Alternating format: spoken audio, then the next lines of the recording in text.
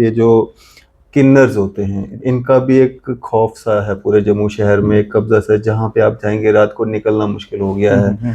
और किन्नर्स की आड़ में कुछ एक मतलब लड़कियां भी उसमें अब शामिल हैं, वो भी मतलब उस तरह के गलत कामों में जो है वो इन्वॉल्व हो रही हैं कहीं ना कहीं। तो कैसे देखते हैं आप, मतलब ये सब क्यों? और रात में जिस तरह से पेट्रोलिंग होती है, पुलिसिंग होती है, सब कुछ होता है, उसके बावजूद भी मतलब इस तरह की चीज़ें बढ़ रही हैं लगातार। हमारे बच्चे बच्चियां मतलब उनका फ्यूचर कहीं ना कहीं अगर वो ये चीज़ें वो देखेंगे तो कहीं ना कहीं खराब ही हो रहे हैं। आजम भाई, ये जो इतना सब कुछ हो रहा है हमारे जम्मू शहर में, इसका कहीं बैकअप पे अगर हम कारण की अगर हम बात करेंगे तो नशा तो नहीं है? क्योंकि पहले जिस तरह से चिट्टे की बात की जाती थी तो चिट्टा कहीं लोगों को सुनने में ही नहीं पता होता था कि चिट्टा होता क्या है। तो अब आम सा हो गया है, जैसे एक नॉर्मल कहीं पे सिगरेट बीड़ी मिलता है वैसे ही अब चिट्टा भी मतलब लोगों को अवेलेबल हो जाता है हर जगह पे। तो उसकी लत को पूरा करने के लिए लोग मतलब बेखौफ बेडर हो चुके हैं। मतलब उसको मतलब हमने खरीदना है तो वो महंगा पड़ता है, तो पैसा होता नहीं जेब में, तो उसके लिए मतलब ये लोग इस तरह की हरकतें कर रहे हैं।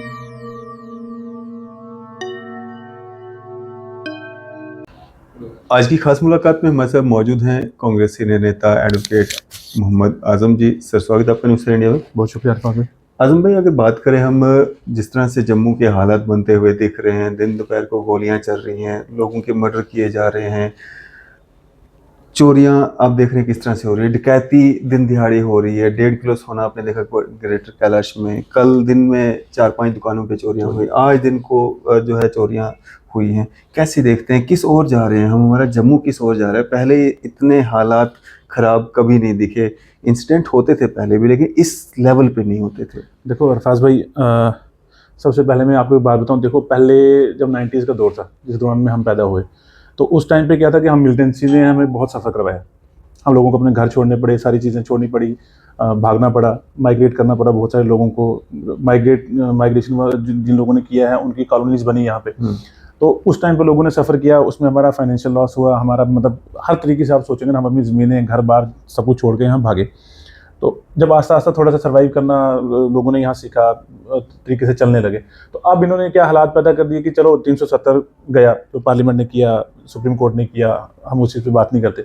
लेकिन जब उसके बाद जो बीजेपी ने यहाँ इतने बड़े बड़े दावे की पूरी दुनिया को दिखाने की कोशिश की कि अमन है, सुकून है, मिलिटेंसी ख़त्म है, तो आप ये देखें कि पिछले जो कोई 5-6 महीने पहले जिस तरह से लगातार जिनके में इनकाउंटर्स हुए, ठीक है, कोई कभी डोडा में, कभी पुंछ में, कभी राजौरी में, कभी अखनूर में, कभी कठुआ में, जहाँ पे मतलब ऐसी ऐसी जगहों पे सिटीज़ के अंदर कि जहाँ पे मतलब बंदा एक्सपेक्ट नहीं करता, क्योंकि हम लोग भी आते हैं सिटीज़ में कि बड़ी सिक्योर हैं, बिल्कुल सेफ सेफ हैं, जगह है, बिल्कुल। पुलिस है, सब कुछ है, एजेंसीज है यहाँ पे। तो उन जगहों पे भी वो चीज़ें अटैक हुए, ठीक है। तो फिर जिस तरह से उनको मतलब अब अल्लाह करे कि बड़ी देर से कोई हमें इस तरह की खबर सुनी ही नहीं है, तो वो एक चलो एक एस्पेक्ट हो गया। अब पिछले 1-1.5 महीने के अंदर जिस तरह से सामने सामने आके गोलियां मारी जा रही हैं, जीवल कांड आप ले लेंगे, आज शाम को जो अभी हाँ, कुछ समय पहले ही मतलब अभी थोड़ी गोली देर पहले, तो मतलब मैं देख रहा हूँ कि 6-6, 7-7 लोग, ठीक है, मुंह नकाब बांध के आते हैं और आगे किसी बंदे को मतलब गोलियां मार के चले जाते हैं। किसी की गाड़ी क्या कहते हैं, शीशे, मैंने देखी अभी जो वीडियो देखी उसमें तो गाड़ी का शीशा ही कोई नहीं बचा हुआ। बिल्कुल। मैं तो हैरान हो गया, बंदा जिसको जिसकी गाड़ी वो जो कैसे लोग बीच बचे, में थे वो कैसे बचे हैं। हैं, बिल्कुल। तो मतलब ये चीज़ें मतलब अलार्मिंग सिचुएशन हमारे लिए कहनी चाहिए कि परसों यहाँ मेरे पड़ोस में चोर आते हैं और आके पूरी की पूरी दुकान लूट के चले जाते हैं, और वो भी सूट बूट में, ठीक है। मतलब ऐसा लगता है कि कोई गेस्टेड ऑफिसर है, क्या है, इस तरह का कोई बंदा जब मतलब फील नहीं कर सकता इंसान की, जब वो आ रहे हैं तो देख के कि यार ये कोई चोरी करेगा, वो चीज़ें करेगा। तो जब इस तरह के हालात पैदा हो ना, तो हमारी जो पुलिस है, जो हमारी एडमिनिस्ट्रेशन है, गवर्नमेंट है, एलजी है, जो भी सिस्टम है इस वक्त, ड्यूअल गवर्नमेंट है। और पहली बात तो मुझे ये लगता है कि जितने हमारी जो एजेंसीज जो काम करने वाली हैं, उनको ये नहीं पता कि हाँ यार हम किसके ऑर्डर के अकॉर्डिंग चले हम, कि वो चीफ मिनिस्टर का ऑर्डर माने या एलजी का ऑर्डर माने। तो बहुत एक अलार्मिंग सिचुएशन है कि जिस तरह से लोगों को मारा जा रहा है, बहुत दुख की बात है। और पुलिस को और एडमिनिस्ट्रेशन को मिलके जिस तरह के जो लोग पंगे करने वाले हैं, जो मतलब सीधा सीधा गोलियां मारने वाले लोग हैं, एटलीस्ट इस तरह के लोगों के ऊपर नकेल जो है वो कसनी चाहिए, और जल्द से जल्द इन लोगों को कंट्रोल किया जाए, अदरवाइज हालात बहुत बुरे हो जाएंगे। तो अभी आप देख रहे हैं जिस तरह से ये जो गटारू गैंग है, पता नहीं कौन सी गैंग है, उसके लोगों वो जो मारने वाले थे 3 लोग, उनको पकड़ा गया है, अभी कोर्ट में भी उनको पेश किया गया। जिस तरह से उनको हाइप दी जा रही है, जिस तरह से उनको मतलब दिखाया जा रहा है, एक जैसे एक हीरो फिल्म का होता है, उसको मतलब प्रोजेक्शन दी जाती है कि ये मतलब इसने ऐसा किया वैसा किया, उसी लेवल का इनको जो फुटेज मिल रही है, इससे भी कहीं इनका जो इस तरह की मानसिकता वाले लोग होते हैं, गुंडे गैंगस्टर्स होते हैं, इनकी मतलब वो प्रोत्साहन तो नहीं इनको मिलता है कि यार हम इसी चीज के लिए तो वो करते नहीं हैं ये देखो सारे कांड। उसमें अरफाज भाई देखो मीडिया का भी बहुत बड़ा रोल है।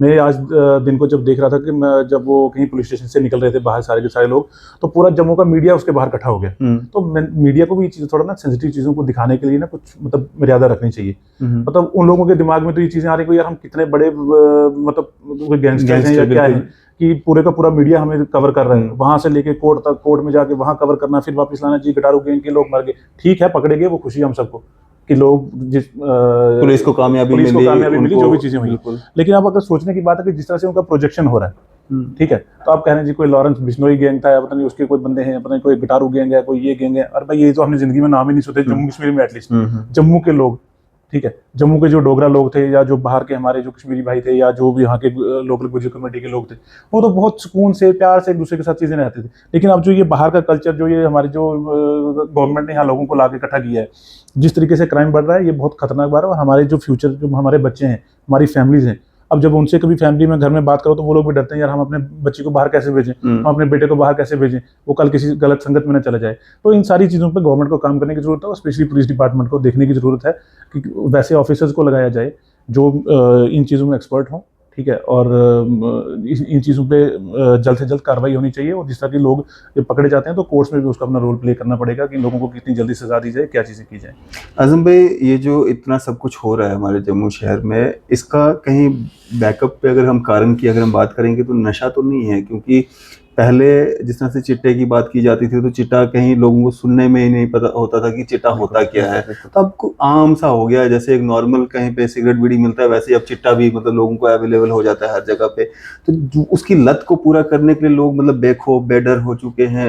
मतलब उसको मतलब हमने खरीदना है तो वो महंगा पड़ता है, तो पैसा होता नहीं जेब में, तो उसके लिए मतलब ये लोग इस तरह की हरकतें कर रहे हैं। देखो ना, अब एक नया टर्म आ गया है ड्रग माफिया, ठीक है। अब वो ड्रग माफिया कैसे रेगुलेट कर रहा है, ठीक है। अगर कोई पाकिस्तान से स्मगलिंग होकर वो ड्रग्स आ रही है तो क्या भाई हमारी जितनी एजेंसीज हैं, जो बॉर्डर में जो फोर्सेज हैं, तो उनको भी अपना रोल प्ले करना पड़ेगा और देखना पड़ेगा कि कैसे ये चीज़ें आ रही हैं अंदर।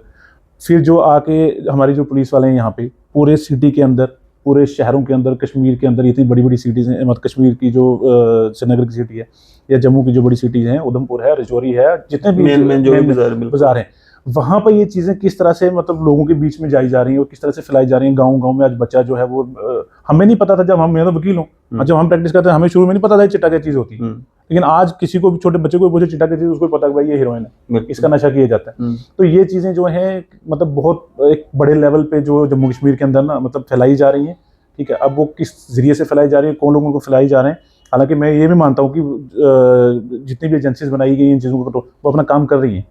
लेकिन जो बेसिकली पता क्या होता है, फॉर एग्जाम्पल मैं लेके जा रहा हूँ, ठीक है ना, मेरे पास कोई पैकेट मिला गया, वो लोग मुझे पकड़ेंगे, मुझे सारी चीजें करेंगे, लेकिन उसको जो पीछे से वो आया कहाँ से ना, उस चेन को नहीं कभी पकड़ा जा रहा कि ये भाई अगर मेरे पास 5 ग्राम 10 ग्राम 50 ग्राम या किलो या जितनी भी हीरोइन पकड़ी गई या कोई भी ड्रग्स पकड़ा गया, आपने कहाँ से लाया, उसने मैंने कहाँ से लाया, वो बंदा जो पीछे जो बेसिकली जो पीछे जो व्यापारी बैठा ना, जो बेचने वाला, वो तो सेफ है, बिल्कुल। पकड़ा तो वो गया जिसने या खरीदी या तो जो आगे कहीं पहुंचाने वाला था। जैसे मैंने लिया और लेके जहाँ से दिल्ली भेजना है या पंजाब भेजना है या अपनी लोकल सिटी में किसी को देना है, तो वो जो पूरा चेन है ना, जब तक इस चेन को आप कवर नहीं कर पाओगे, जब तक इनको पूरा आइडेंटिफाई नहीं कर पाओगे, तो तब तक इन चीज़ों को रोकना बहुत मुश्किल हो जाएगा। आजम भाई, इसके साथ साथ में अगर हम बात करें जिस तरह से ये जो किन्नर्स होते हैं, इनका भी एक खौफ सा है पूरे जम्मू शहर में, एक कब्जा सा, जहाँ पे आप जाएंगे रात को निकलना मुश्किल हो गया है। और किन्नर्स की आड़ में कुछ एक मतलब लड़कियां भी उसमें अब शामिल हैं, वो भी मतलब उस तरह के गलत कामों में जो है वो इन्वॉल्व हो रही हैं कहीं ना कहीं। तो कैसे देखते हैं आप, मतलब ये सब क्यों? और रात में जिस तरह से पेट्रोलिंग होती है, पुलिसिंग होती है, सब कुछ होता है, उसके बावजूद भी मतलब इस तरह की चीज़ें बढ़ रही हैं लगातार।